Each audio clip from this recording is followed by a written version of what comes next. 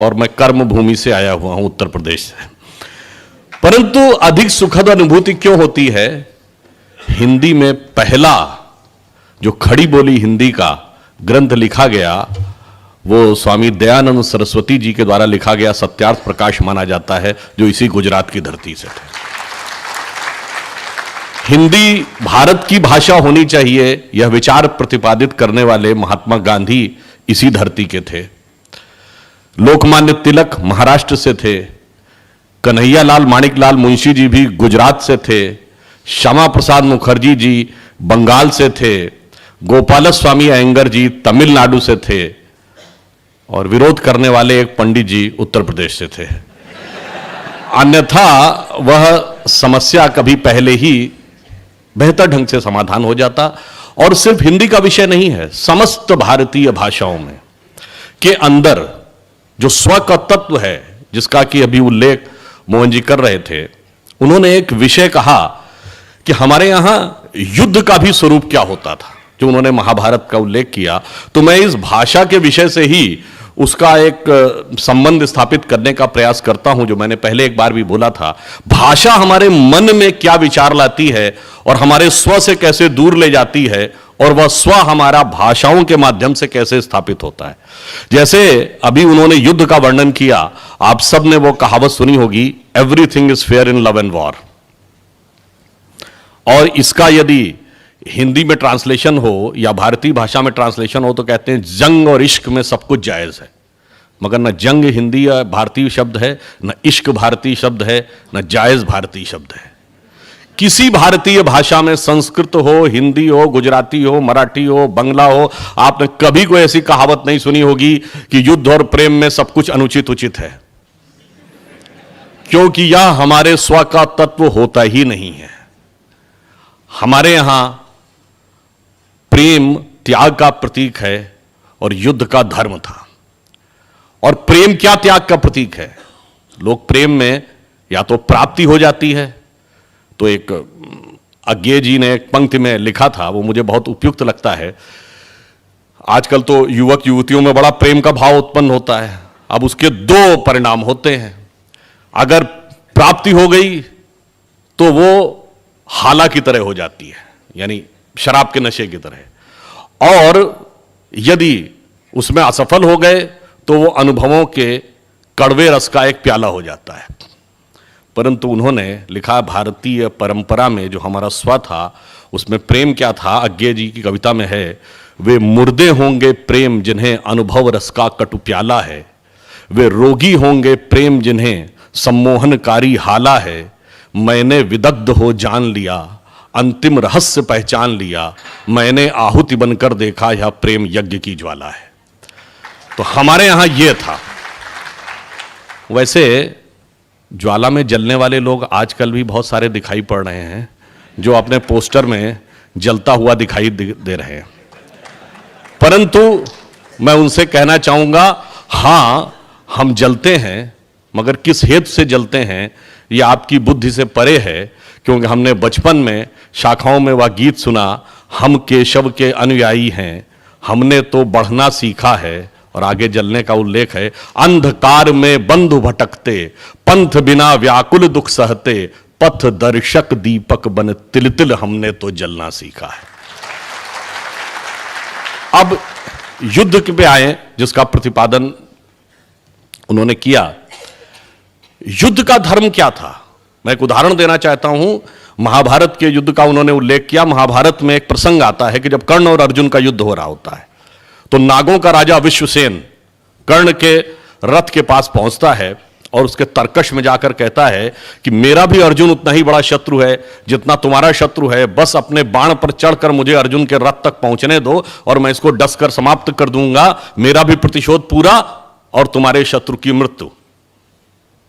मगर everything is fair in love and war, जंग में सब कुछ जायज होने की कहावत वालों को समझना चाहिए कि कर्ण क्या जवाब देता है। कर्ण कहता है, उसमें जो बहुत बड़ा क्रक्स है, वो कहता है, तेरी सहायता से जय तो मैं अनायास पा जाऊंगा, आने वाली मानवता को लेकिन क्या मुख दिखलाऊंगा। आगे की पंक्ति और महत्वपूर्ण है, जो भारतीय परंपरा के स्व को कहती है, उसमें सारा क्रक्स है। वो कहता है, अर्जुन है मेरा शत्रु किंतु वह सर्प नहीं, नर ही तो है, संघर्ष सनातन नहीं, शत्रुता इस जीवन भर ही तो है।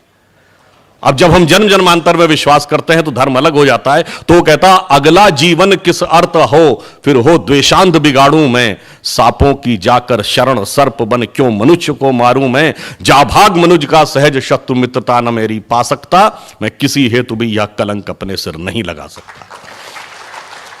और यह सिर्फ हमारे कथानकों में नहीं, रियल हिस्ट्री में है। केरल में जब पुर्तगीज आते हैं तो पद्मनाभ मेनन जी ने अपनी जो किताब में हिस्ट्री ऑफ केरल में लिखा है कि वहां के राजाओं ने जब पुर्तगालियों से युद्ध की बात कही तो एग्जैक्टली वही बात जो मोहन जी कह रहे थे। उन्होंने कहा, भाई युद्ध एक अलग मैदान में होगा, युद्ध में हम ड्रम बजाएंगे, फिर उसके बाद आपसे युद्ध प्रारंभ होगा, किसी आम व्यक्ति को मारा नहीं जाएगा। और इस प्रकार से उन्होंने पूरा जो विषय बताया तो पुर्तगालियों को लगा कि ये युद्ध की बात कर रहे हैं या किसी खेल की बात कर रहे हैं। और ये ऐसा ही नहीं, उत्तर भारत में, राजस्थान में कर्नल जेम्स टॉड हुए जिन्होंने लिखा annuls and antiquities of Rajasthan. उनकी हर बात से हम सहमत नहीं हैं, मगर उन्होंने एक बात लिखी कि भारत के जो हिंदू राजा थे, इनके लिए ऐसा लगता है कि युद्ध जीवन मरण का प्रश्न नहीं होता था, वो शक्ति प्रदर्शन के टूर्नामेंट की तरह उसको लेते थे और किसी को मारते नहीं थे, और अंत में वो लोग जो विजयी हो गया उसके उपरांत चले जाते थे। ये हमारे यहां युद्ध का धर्म था। इसीलिए आप कहेंगे चलिए ये तो मिडिवल हिस्ट्री थी, मॉडर्न हिस्ट्री में आइए। आज भारत की सेना यूएन पीस कीपिंग फोर्स की सबसे एक्टिव आर्मीज में से एक है। यह उतना महत्वपूर्ण नहीं है, महत्वपूर्ण यह है कि भारतीय सेना जो यूएन पीस कीपिंग फोर्स में जाती है उसके खिलाफ ह्यूमन राइट्स के जो मामले आते हैं वो कोई भी मामले नहीं आते, अन्य सेनाओं के सामने मामले ज्यादा आते हैं क्योंकि वो युद्ध की मर्यादा के उस स्व से निकले हुए हैं। अब इसलिए मैं कहता हूं जब हम स्व को समझने का प्रयास करें तो सबसे पहले तो जैसा कि बताया, स्वतंत्रता, हमें स्वाधीनता मिली, पर हमारे तंत्र में स्व का भाव कितना है। और तंत्र में स्व का भाव का सबसे पहले तिरोभाव या अभाव वहां से प्रारंभ हुआ जब हमसे कहा गया कि हम एक देश तो थे ही नहीं कभी, हम तो दूसरे लोग आके सेटल होते चले गए और हम ये राष्ट्र बनता गया।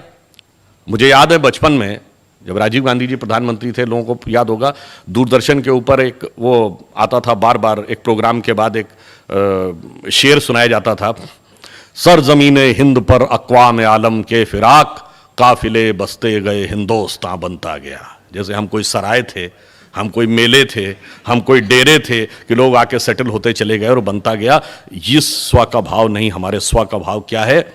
जैसे हिंदी के प्रख्यात कवि जयशंकर प्रसाद जी की पंक्ति में कहता हूँ, हमारा राष्ट्र स्वभाव ये है, हिमालय के आंगन में प्रथम उसे किरणों का दे उपहार, उषा ने हंस अभिनंदन किया और पहनाया हीरक हार।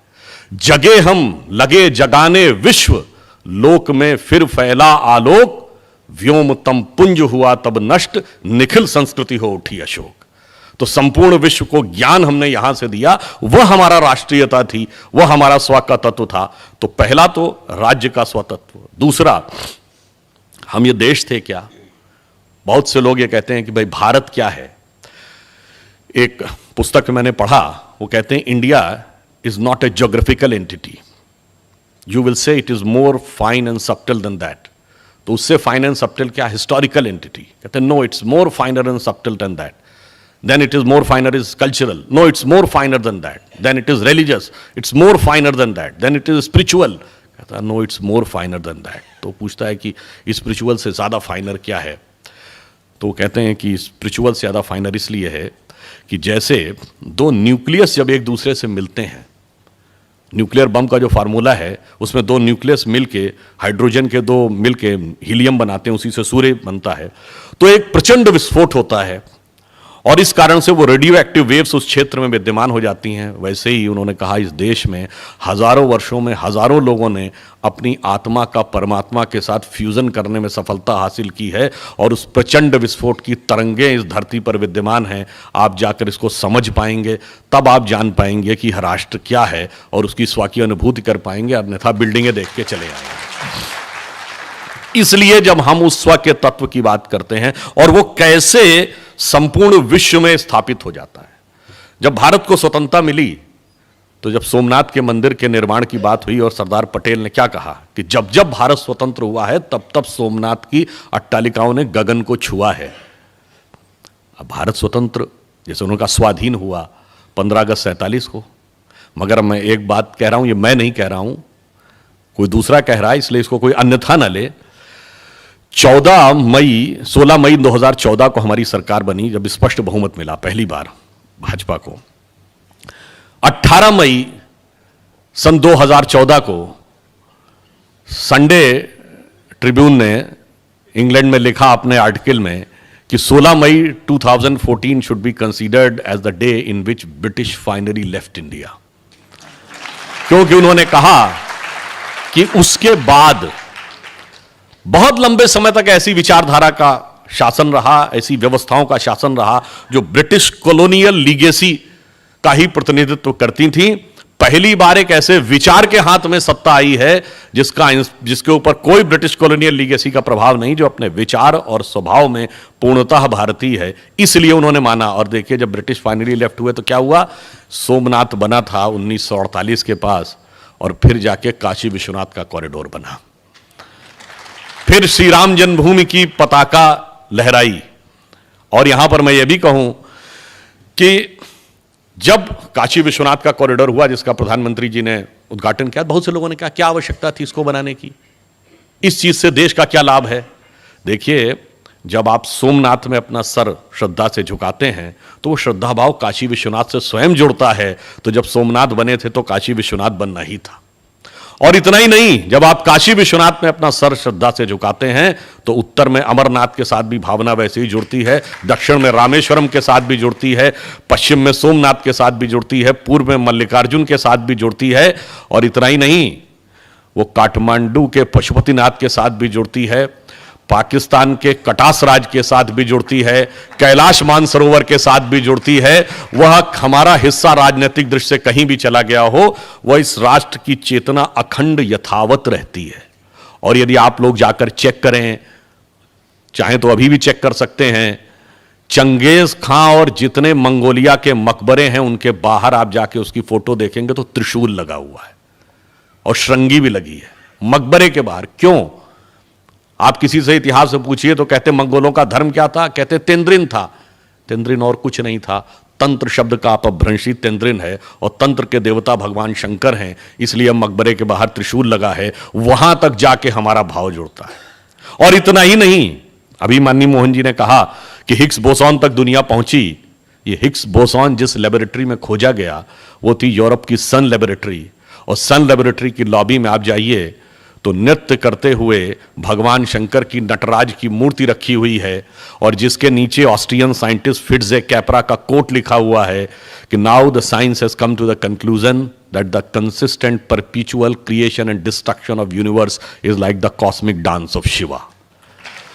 तो हम इस प्रकार संसार से जाकर जुड़ जाते हैं, और हमारे जितने भी देवता हैं, जितने भी प्रतीक हैं, जैसा कि माननीय मोहन जी ने कहा, हम अंतर की यात्रा की तरफ जाते थे। अंतर की यात्रा की तरफ क्यों जाते हैं और उसके जाने से फर्क क्या पड़ता है और उसके कारण से हमारे एडमिनिस्ट्रेशन, सोसाइटी, डिप्लोमेसी पे क्या फर्क पड़ता है। मैं बात एक बार पहले भी कहा हूं, हमारे यहां जब सूर्य दक्षिणायन से उत्तरायण में जाता है तो उसको क्या कहते हैं, संक्रांति कहते हैं। पर अगर हम पॉलिटिकली देखें तो दुनिया के जितने बड़े बड़े देश हैं, हमने हिस्ट्री में पढ़ा होगा, हर देश में एक ना एक बार क्रांति जरूर हुई है। हमने चीन की क्रांति पढ़ी, रूस की क्रांति पढ़ी, फ्रांस की क्रांति पढ़ी, ब्रिटेन की क्रांति पढ़ी, अमेरिका की क्रांति पढ़ी, परंतु बड़े देशों में एकमात्र भारत है जहां कभी क्रांति नहीं हुई। क्यों? क्योंकि क्रांति वहां होती है जहां बाहर सब कुछ प्राप्त करना होता है, सब कुछ मेटीरियल में खोजना होता है, परंतु जहां अंदर की यात्रा करते हैं तो जब हमारी मन की जो धारा है वो नीचे की तरफ होती है।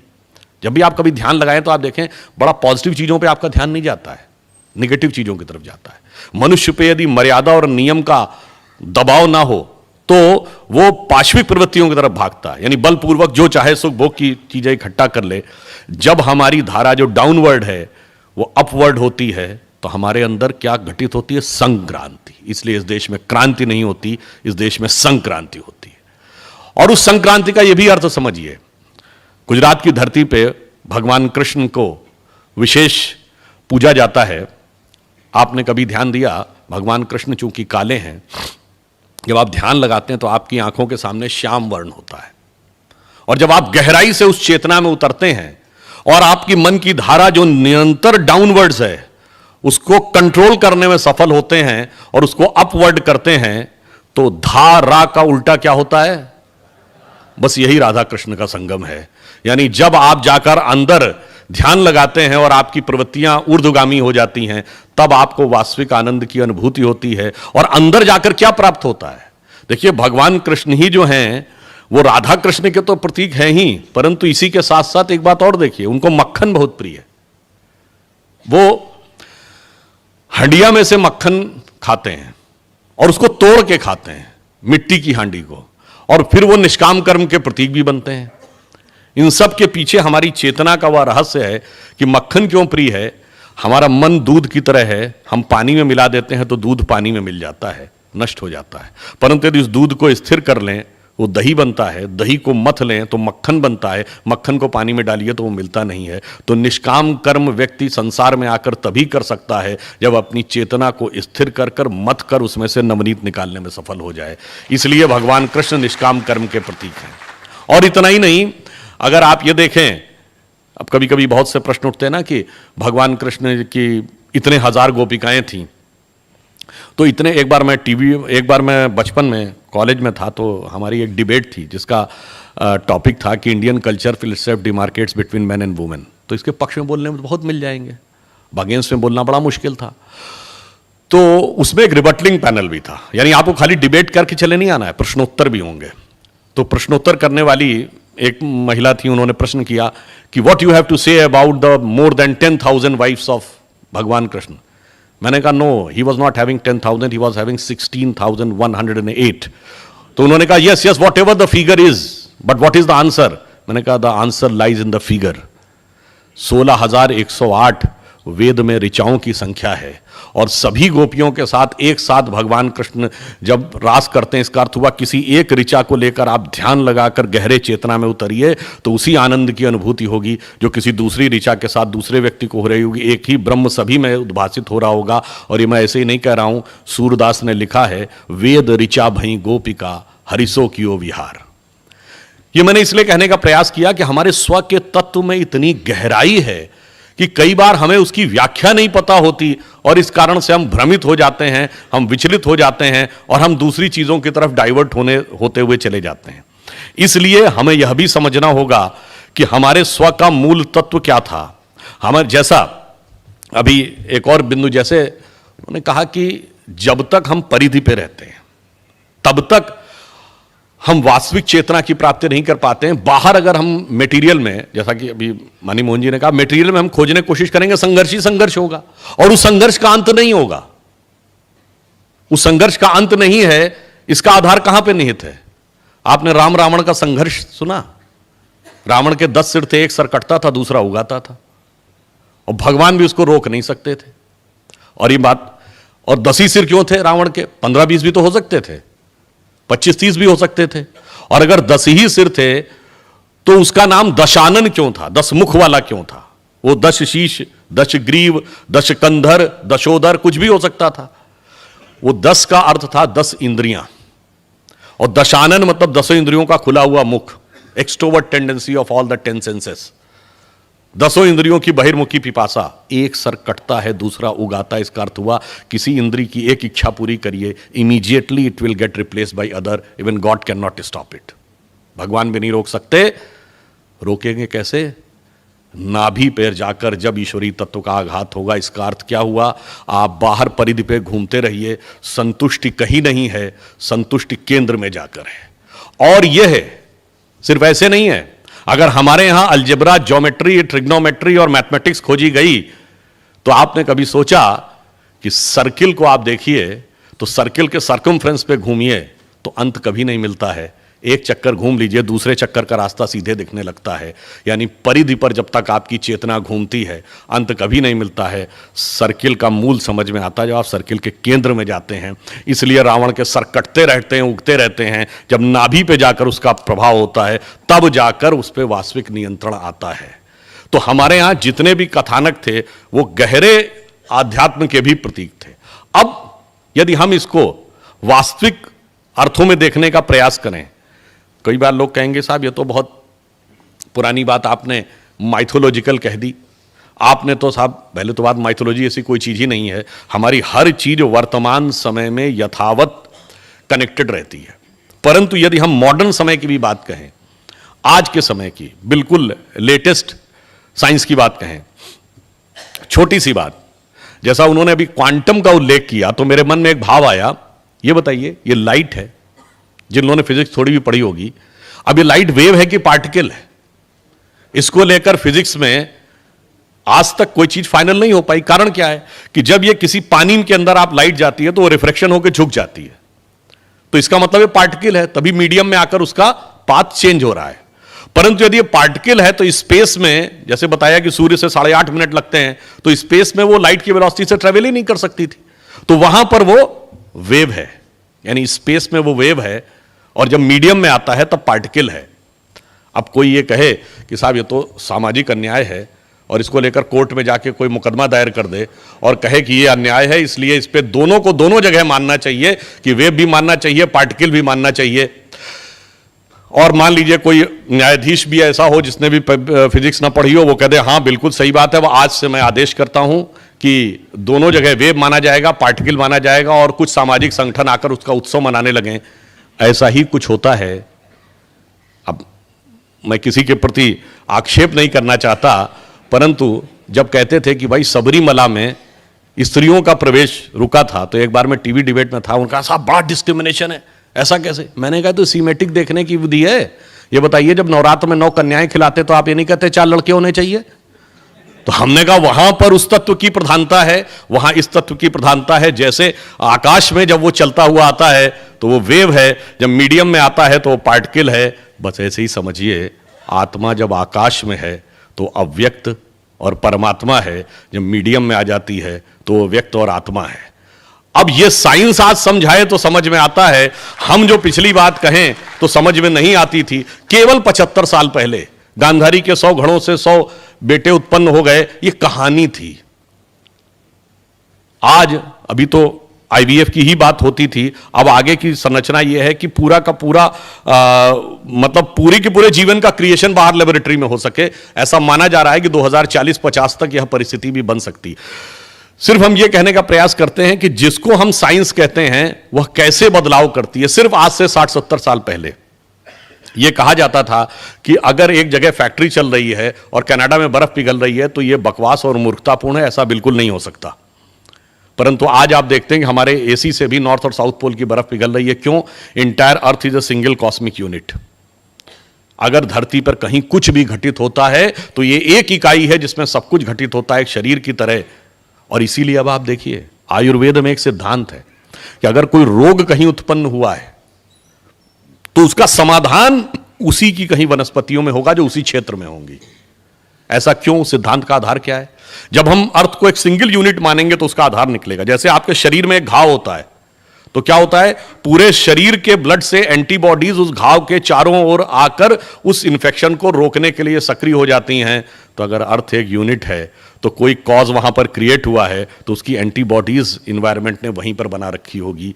परंतु यह तब समझ में आएगा जब आप भारतीय तत्व से इस सृष्टि को, इस पृथ्वी को, इस प्रकृति को समझ सकेंगे। जब तक सेल्फ सेंटर्ड कंपार्टमेंटल एटीट्यूड रहेगा तब तक आप समझ ही नहीं पाएंगे। जब तक आप अरिस्टोटल के नेचर के अनुसार चलते रहेंगे कि all the elements of nature are for the service of the mankind, या फ्रांसिस बेकन और राने डिकार्टे कहते रहेंगे कि man should become the possessors and masters of nature, कोई कहता रहेगा man should be able to subdue the nature. और इतना ही नहीं, हम लोगों के तो जन्म से पहले की बात है, किताबों में हमने पढ़ा, जब यूरी गैगरिन स्पेस में गए तो हमने बुक्स में क्या पढ़ा?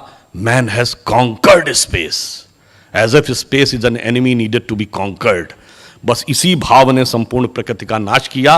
और जब हम चाहे वेदों के पृथ्वी सूक्त पे आए, या माता भूमि पुत्रो हम पृथिव्या तक आए, या फिर हम ये कहें कि हम जंगल को भी पूछते थे, नदी को भी पूछते थे, पर्वतों को भी पूछते थे, तो प्रकृति के साथ एक तादात्म्य है। हमारे यहाँ प्रकृति माता है, तो माता का उसके साथ पोषण लिया जाता है, उसका शोषण कभी किया ही नहीं जा सकता।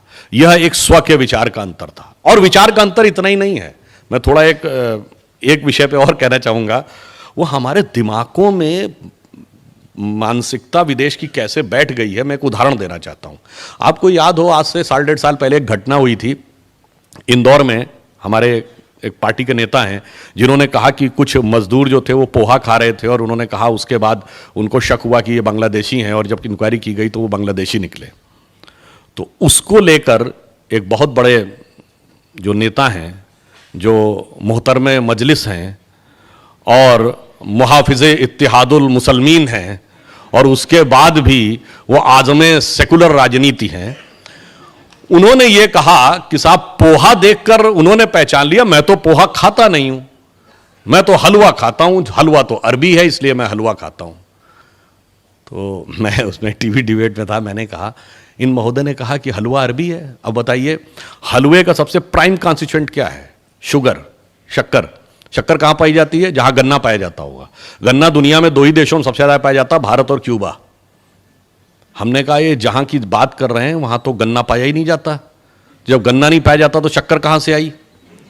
अब दूसरा कॉन्स्टिट्यूएंट है उसका घी। किसी भी चीज का आप हलवा बनाएंगे तो घी और शक्कर तो चाहिए। घी कहां होता है? जहां प्रचुर मात्रा में दूध होता है।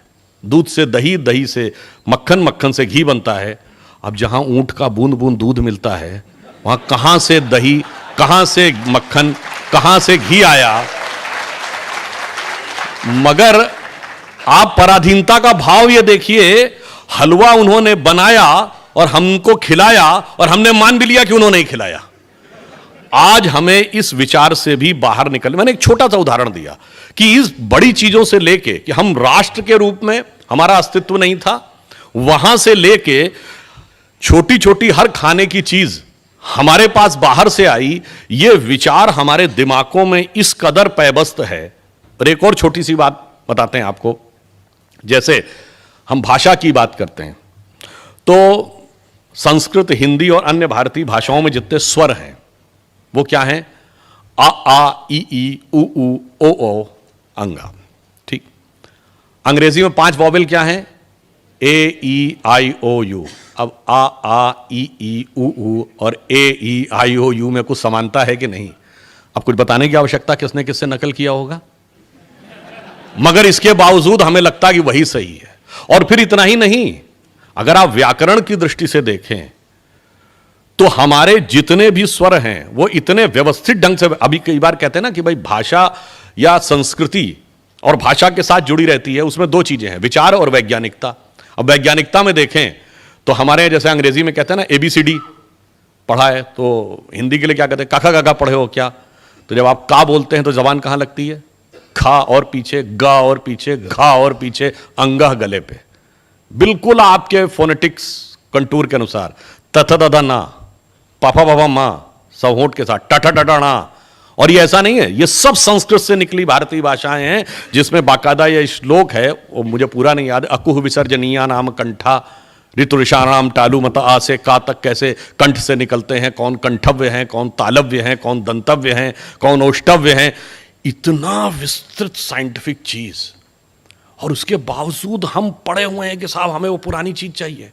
जैसा मैंने एक बार पहले भी ये बात बोली थी कि मैं किसी भाषा के विरोध की बात नहीं करता हूं। आप आंख बंद करिए और 4 लोग आपके सामने अंग्रेजी बोले, 3 लोग, एक कश्मीरी या पंजाबी हो, एक बिहारी हो और एक तमिल या केरलाइट हो। आपको आंख खोलने की जरूरत नहीं, आप बता देंगे ये तमिल बोल रहा है, ये बिहारी बोल रहा है और ये कश्मीरी बोल रहा है, क्योंकि एक्सेंट का प्रॉब्लम है, साइलेंट का प्रॉब्लम है, अनसाइंटिफिक लैंग्वेज है। मगर आप आंख बंद करिए और एक संस्कृत का श्लोक बोला जाए तो आप नहीं बता पाएंगे कि तिरुपति बालाजी में बोला जा रहा है, कि कामाख्या में बोला जा रहा है, या वैष्णो देवी में बोला जा रहा है। यह है भाषा की वैज्ञानिकता। इसके बावजूद हमारे दिमाग में यह भर दिया गया, जबकि आई भी हम ही से, सीखा भी हमसे, और ये हम नहीं कह रहे हैं, ये तो विलियम जोन्स ने कहा, Sanskrit is the mother of all the languages. इसके बावजूद हमसे कहा जाए वैज्ञानिक भी हमारी भाषा ज्यादा, व्यवस्थित भी हमारी भाषा ज्यादा, और अब आप कहेंगे चलिए थी, हम आगे क्या करें। कुछ लोग अपने जो हमारे जो बाएं हाथ से इतिहास लिखने वाले लोग हैं, वो लोग ये कहते हैं ना कि साहब ये सब था तो हम बताइए आगे। मैं बता रहा हूं आगे क्या है। अगर हम सब लोग, हमारे बच्चे आने वाले टाइम में इस पर रिसर्च करें, बताइए आज सारी टेक्नोलॉजी डिजिटल प्लेटफॉर्म पे है। डिजिटल प्लेटफॉर्म की टेक्नोलॉजी बाइनरी सेटअप पे चलती है, 0101। जो 0101 पे चलती है तो एक ऐसी लैंग्वेज जिसमें मात्रा पाई नाम की चीज नहीं है, डिस्क्रीट नंबर्स हैं ABCD। It is very suitable for digital platforms. But क्या ताजिंदगी डिजिटल प्लेटफॉर्म पे रहेगी टेक्नोलॉजी? नहीं। What is going to be the emerging new technology? It is voice command। और अब उसकी शुरुआत हो गई, आपने मोबाइल में बोलते हैं और वो टाइप कर देता है। अब जो जो वॉइस कमांड की टेक्नोलॉजी आगे बढ़ती चली जाएगी, वैसे ही फोनेटिक्स का इंपॉर्टेंस बढ़ेगा, उसकी सोनोग्राफिक रिसर्च होगी, उसके साथ साथ उसके जो एकॉस्टिक इफेक्ट हैं उस पर रिसर्च होगी, और जो जो हम आगे बढ़ेंगे तो वो सारी भाषाएं जिनकी वर्तनी, जिनके स्वर अधिक वैज्ञानिक हैं, अधिक प्रभावी हैं, उन भाषाओं के लिए सुनहरा अवसर है आगे अपने को स्थापित करने को। और इतना ही नहीं, हमारे यहां तो माना गया है कि संपूर्ण भाषाओं के अंदर एक छंद है, एक तरंगे हैं, और उन तरंगों तक जब हम पहुंचेंगे सोनोग्राफिक रिसर्च करते हुए, तो हमारे यहां जो हर चीज का एक मंत्र में महत्व माना जाता है ना, यदि आने वाले टाइम में हम रिसर्च करें और 10 साल बाद या 15 साल बाद कोई क्लिनिकली प्रूव कर दे कि अनुष्टुप छंद में आदित्य हृदय स्रोत को जाप करने से हार्ट पर यह पॉजिटिव प्रभाव पड़ता है, तो हमें दुनिया से कहने की जरूरत नहीं पड़ेगी कि अमुक भाषा सीखो। फिर आप देखिए जैसी दीवानगी इस समय विदेशी भाषाओं के लिए दिखती है, उससे अधिक दीवानगी ना दिखने लगे आने वाले समय में। अब एक और बात सोचिए, हमारे मन में एक और बात भर दिया जाता है, साहब हमारे यहां तो ऐसा था कि वो लोग लिखना नहीं जानते थे, इसलिए बोल बोलकर गुरु शिष्य परंपरा में उसको आगे ले जाते थे। अब ये बताइए, जिन लोगों ने खगोलीय गणनाएं कर ली, जिसका अभी मोहन जी ने उल्लेख किया कि भगवान राम के जन्म के समय के ग्रह नक्षत्र को प्लैनेटोरियम सॉफ्टवेयर में डालिए तो 7114 ईयर्स बिफोर का समय आ जाता है एग्जैक्ट। वैसे वो कितना सही है, वो उन्होंने नक्षत्रों की सही गणना की, वो तो अलग विषय है, परंतु आप ये बताइए इतना exact calculation, trigonometry, geometry, Ayurveda, अंकगणित, उपनिषद जैसा ज्ञान, और वो लोग लिखना नहीं जानते थे। ये बात तर्कसंगत लगती है?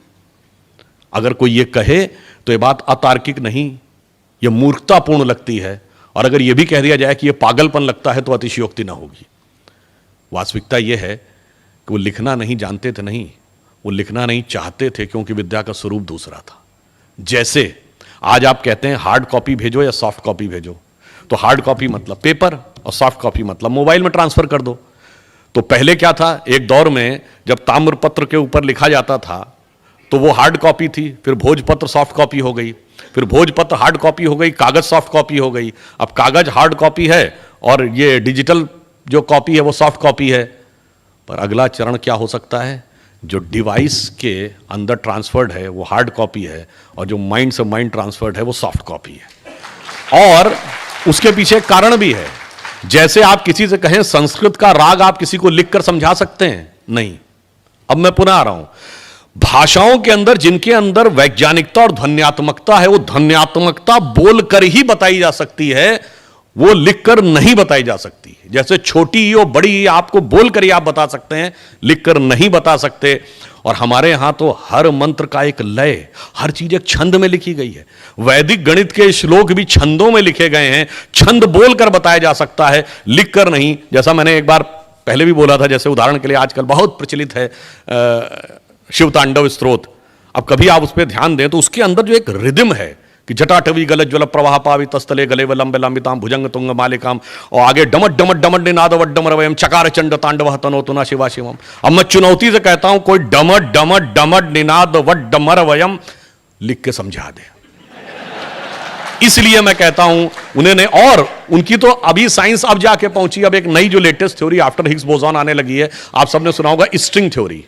स्ट्रिंग थ्योरी ये कहती है कि सब वेव्स हैं और पार्टिकल क्या है, जहां पर दो वेव्स का सुपर इंपोजिशन होता है वहां पर एक पैकेट ऑफ एनर्जी बन जाता है, वो पार्टिकल की तरह बिहेव करने लगता है। हमारे यहाँ तो सदा से कहा गया कि संपूर्ण विश्व जो है वो एक लय के कारण अस्तित्व में है, इसीलिए डूम की जो हिंदी या संस्कृत या भारतीय भाषा में क्या कहा गया, प्रलय। लय समाप्त हो गई, प्रलय आ गई।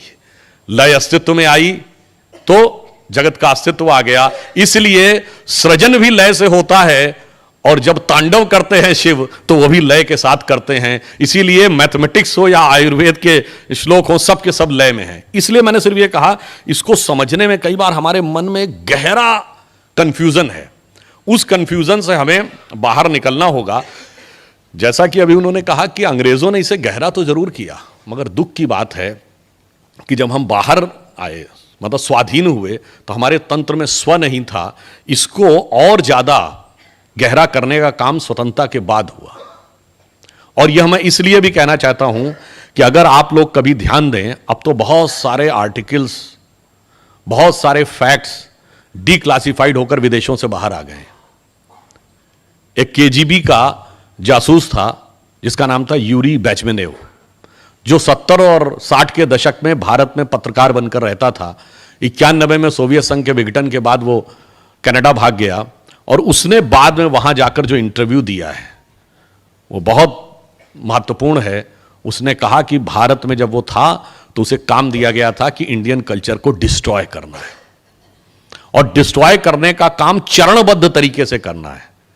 पहला चरण क्या था कि ऐसी व्यवस्थाओं का, वातावरण का, विचारों का निर्माण करना है कि आपको लगने लगे हमारा समाज, हमारी धर्म, हमारी संस्कृति सब कुछ गलत। उसने उसको नाम दिया स्टेज ऑफ डिमोरलाइजेशन। 15 से 20 साल हमें स्टेज ऑफ डिमोरलाइजेशन देना। और यह भी था, ये 15 से 20 साल क्यों, एक जनरेशन स्कूल से शुरू होकर यूनिवर्सिटी तक पहुंचती है 15 से 20 साल में।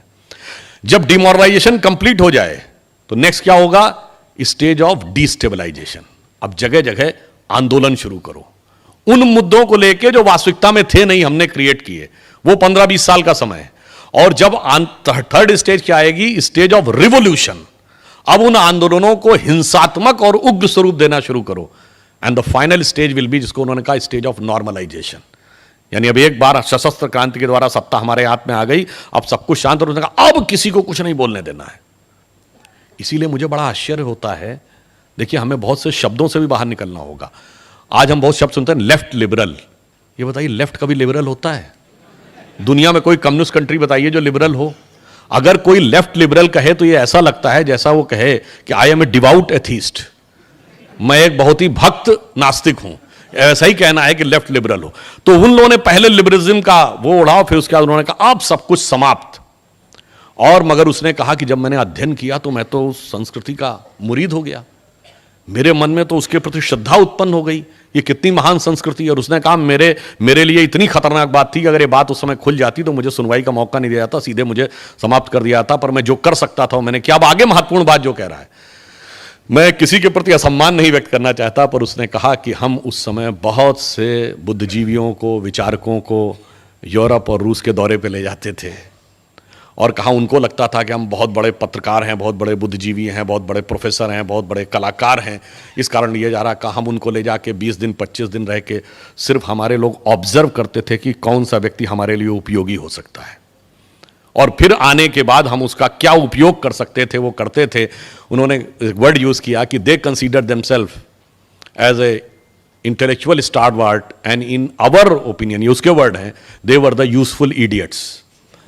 अब आज समस्या क्या है कि बहुत से लोग ऐसे अभी भी उस बुद्धि से ग्रस्त हैं और उस विषय को वो समझ नहीं पा रहे हैं। तो आज की युवा पीढ़ी, देखिए आज कुछ भी कहें, सबसे ज्यादा टेक्नोलॉजी ने मारा है इन लोगों को। पहले व्हाट्सएप नहीं था, ठीक है, मैं नहीं कहता व्हाट्सएप पे बहुत सी चीजें गलत हैं, पर आज इंटरनेट, चाहे व्हाट्सएप हो, फेसबुक हो, उसने आपको यह अधिकार दिया, यदि आपके अंदर सत्य को अन्वेषण करने की इच्छा है तो 80-90% तक आप सच्चाई के नज़दीक केवल सर्च करके जा सकते हैं। पहले ये हथियार नहीं था तो वो अपना एक क्षत्रिय राज्य बनाने में सफल हो जाते थे, अब वो ऐसा करने में सफल नहीं होते हैं। उसी प्रकार से अब टेक्नोलॉजी से कैसे मार खाए, आप याद करिए जब राम जन्मभूमि का विषय चल रहा था तो पहले क्या स्टैंड लिया कि ये खाली ज़मीन पे बनी थी। अब उन्हें क्या पता था कि भविष्य में रडार मैपिंग की टेक्नोलॉजी आ जाएगी। अटल जी की सरकार के समय रडार मैपिंग टेक्नोलॉजी आ गई। भाई यही तो कहा था ना, कोर्ट ने खुदाई नहीं कर सकते, हमने रडार मैपिंग की, रडार मैपिंग में नीचे दिख जाता है कि समतल जमीन है कि स्ट्रक्चर है। अब स्ट्रक्चर दिख गया तो हाई कोर्ट के सामने रखा गया। अब उन्होंने अपना स्टैंड चेंज कर लिया। स्ट्रक्चर दिख गया तो उन्होंने खाली जमीन नहीं ईदगाह पे बना था, कोई बात नहीं। अब जब कोर्ट ने परमिशन दिया कि स्ट्रक्चर दिख रहा है तो खुदाई कर दीजिए। अब खुदाई में जब खंबे निकलने लगे तो फिर उन्होंने स्टैंड चेंज किया कि नहीं ये तो जैन मंदिर था। तो ये सुप्रीम कोर्ट की बात नहीं कर रहा हूं, जब हाई कोर्ट में ये मुकदमा चल रहा था, Lucknow bench of Allahabad high court, तो कोर्ट ने पूछा कि भाई आपका स्टैंड क्या है, आप बार बार बदल क्यों रहे हैं कि खाली जमीन पे था, ईदगाह पे था। अब जब उसमें वारहा वगैरह सब निकल आए, अब वो कहते हैं नहीं साहब ये तो खंबे लाके रख दिए गए। मतलब 72 बड़े बड़े खंबे लाके कहीं से रख दिए गए, जबकि उसकी पूरी वीडियोग्राफी हो रही थी। और उसमें बस एक उदाहरण भी दे देता हूं कि कोर्ट ने उनसे यह भी कहा, देखिए जो लोग कहते हैं ना प्रमाण के आधार पे, एकदम हम तो हर चीज का प्रमाण देने को तैयार है। देखिए प्रमाण के आधार पे तय होना था, तो कोर्ट ने उनसे पूछा कि आप अपने अपने पक्ष में इतिहासकार ला सकते हैं जो प्रमाण दें।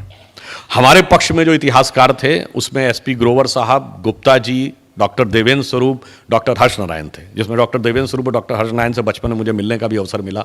और उधर से आप समझ सकते हैं वही सूरज भान, रोमिला थापर, डीएन झा, आरएस शर्मा वगैरह वगैरह जेएनयू ब्रांड थे।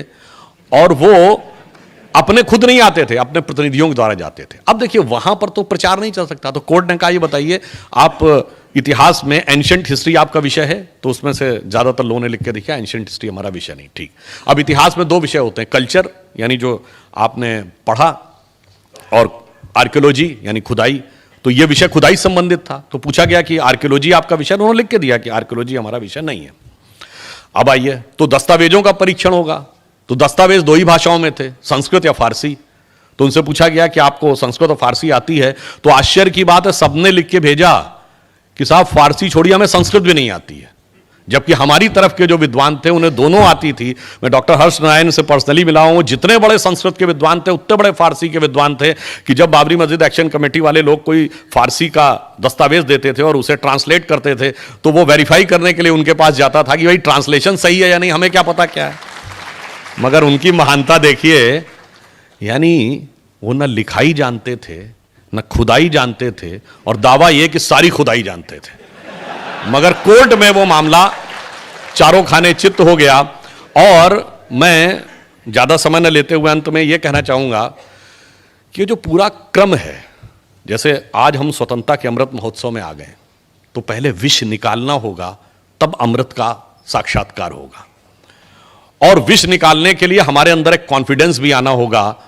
हम आज दुनिया के यंगेस्ट देश हैं, यह सत्य है, पर यह पूर्ण सत्य नहीं है। पूर्ण सत्य है कि हम यंगेस्ट देश और मोस्ट एंशिएंट सिविलाइजेशन है, ओल्डेस्ट सिविलाइजेशन है। इसलिए हमारे पास ज्ञान का निरंतर सनातन स्रोत है और एक नया भविष्य की संभावना है। और यहां पे कोई कहे साहब आपने पुरानी बातें बता दी, मॉडर्न टाइम में क्या है, तो मैं मॉडर्न टाइम में भी बताना चाहता हूं।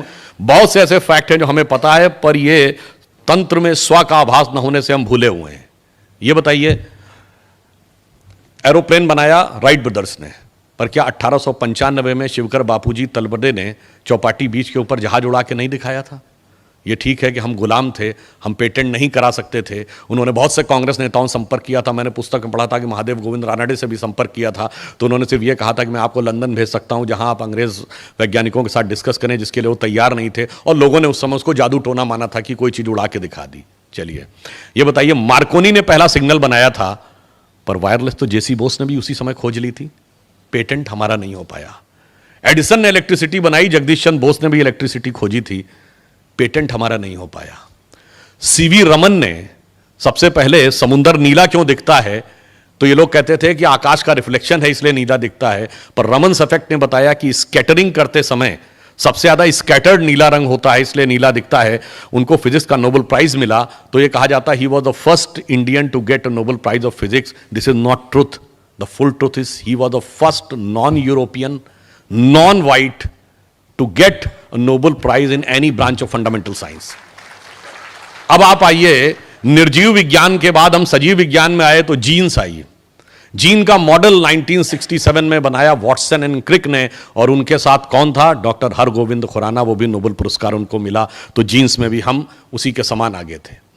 अगली चीज आइए, अगर आप अभी जिसका उल्लेख किया गया, 21वीं सदी की अभी की सबसे बड़ी खोज क्या है?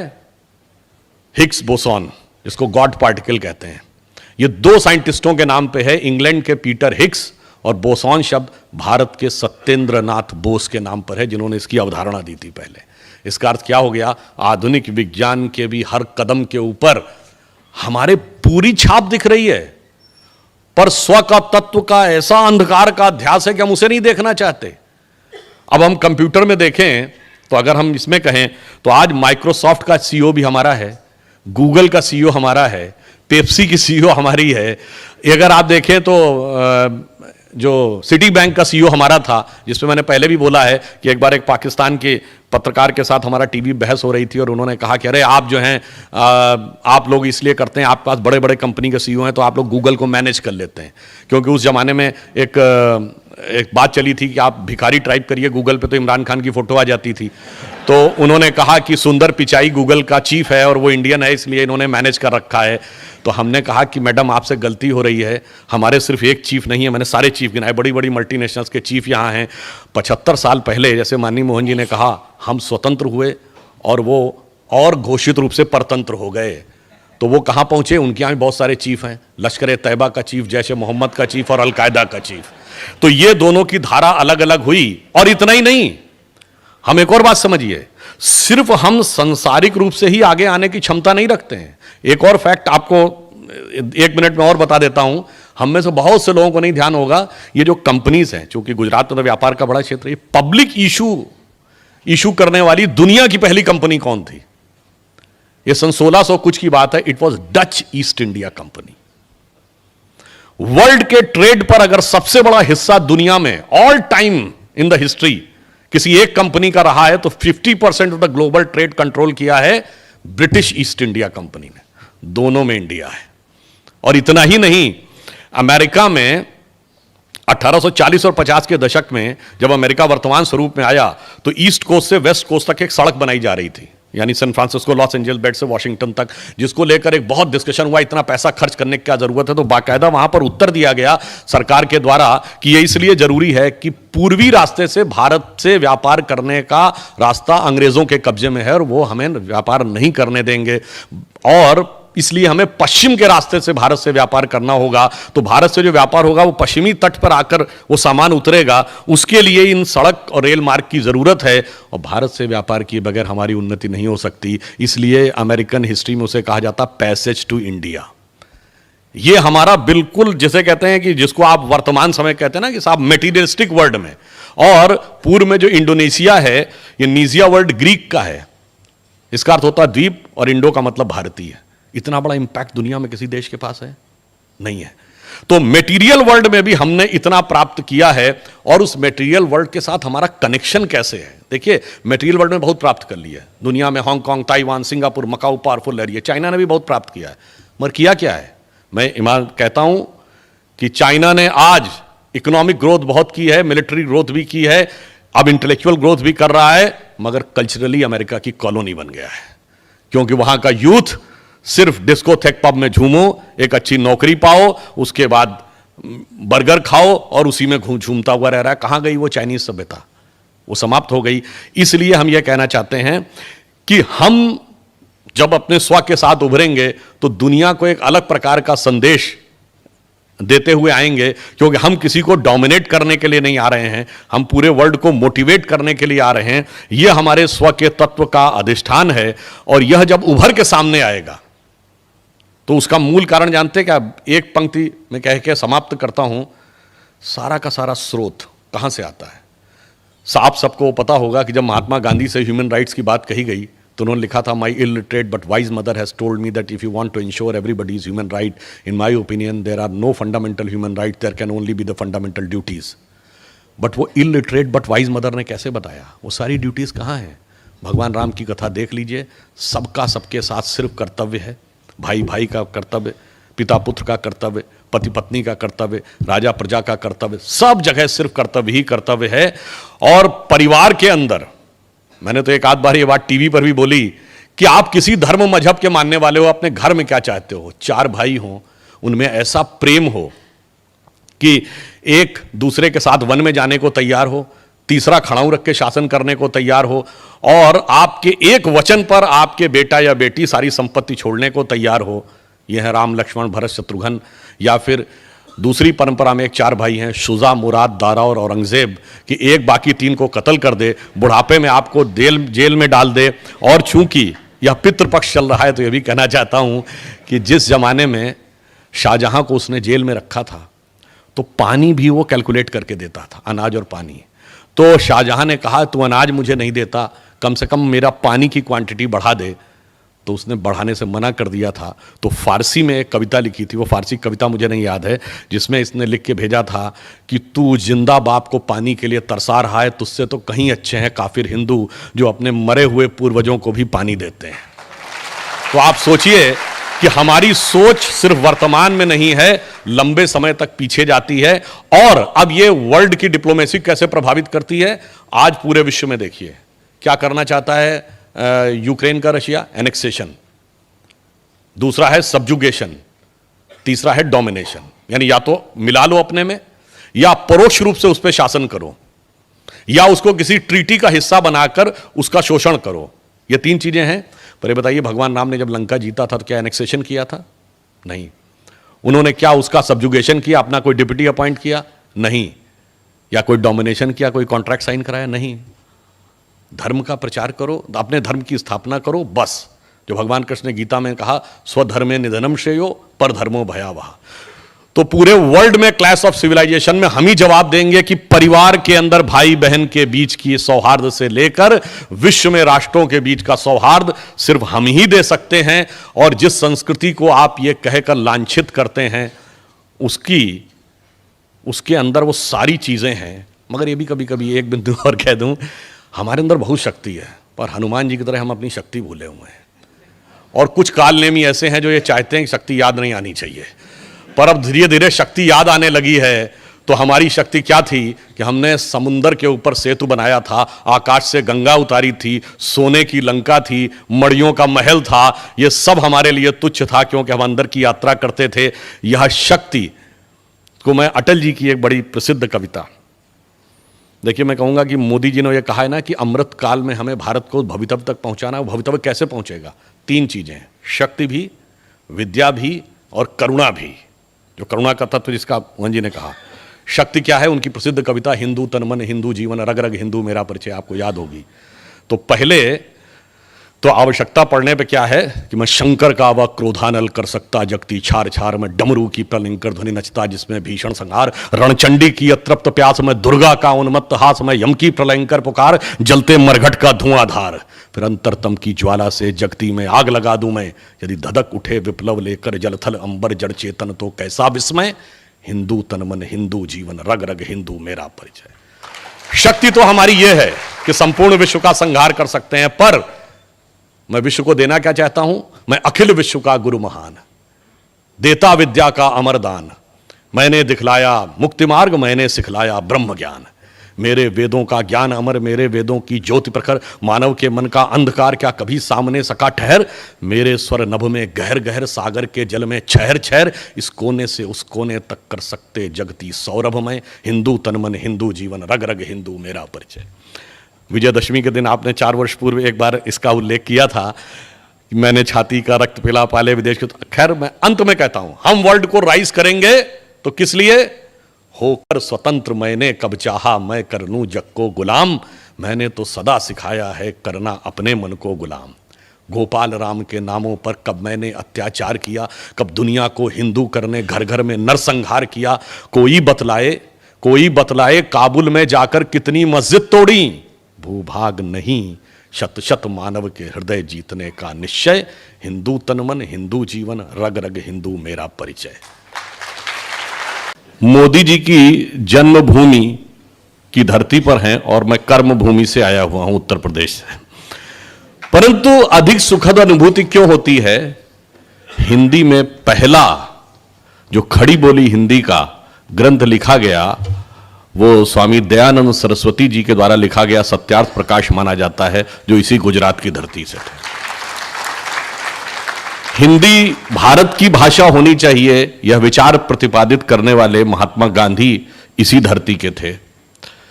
लोकमान्य तिलक महाराष्ट्र से थे, कन्हैयालाल माणिकलाल मुंशी जी भी गुजरात से थे, श्यामा प्रसाद मुखर्जी जी बंगाल से थे, गोपाल स्वामी अयंगर जी तमिलनाडु से थे, और विरोध करने वाले एक पंडित जी